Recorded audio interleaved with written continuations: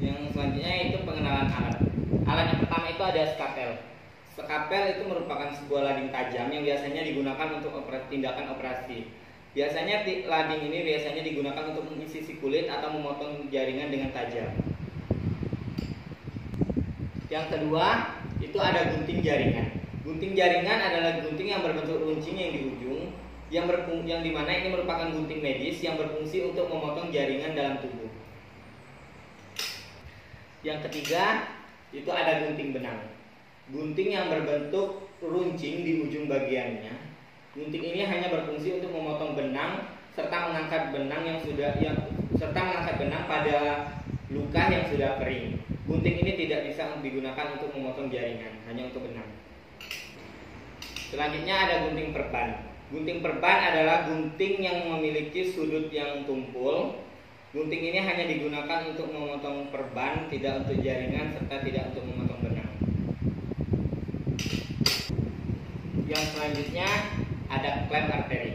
Klem arteri ini sebenarnya memiliki fungsi yang sama dengan klem lurus, yang dimana berfungsi untuk menghentikan pendarahan pada arteri atau jaringan di dalam tubuh pada saat operasi, sehingga untuk memudahkan dalam operasi serta untuk menghentikan pendarahannya.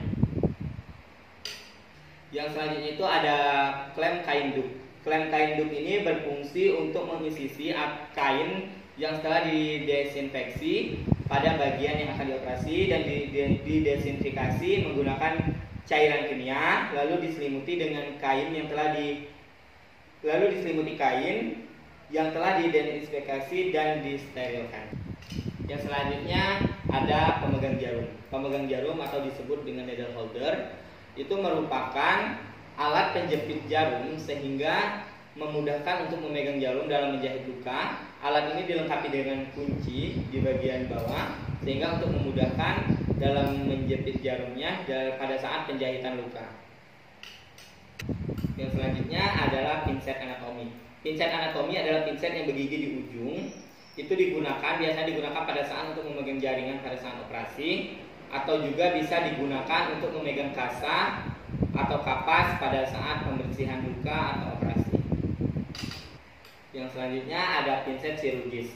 Pinset yang memiliki bentuk berbilah tajam pada kedua ujung, digunakan untuk mengangkat jaringan pada saat menjahit jaringan tubuh.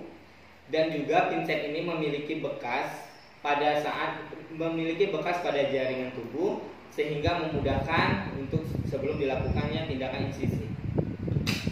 Yang selanjutnya ada jarum cutting dan jarum taper. Yang dimana jarum cutting ini digunakan untuk menjahit bagian kulit tubuh, sedangkan jarum taper ini memiliki yang lebih runcing lagi daripada jarum cutting. Yang biasanya jarum taper ini digunakan untuk menjahit bagian pembuluh darah atau usus. Yang selanjutnya itu ada benang non-aversible sama benang aversible. Yang dimana beda dari kedua benang ini sendiri.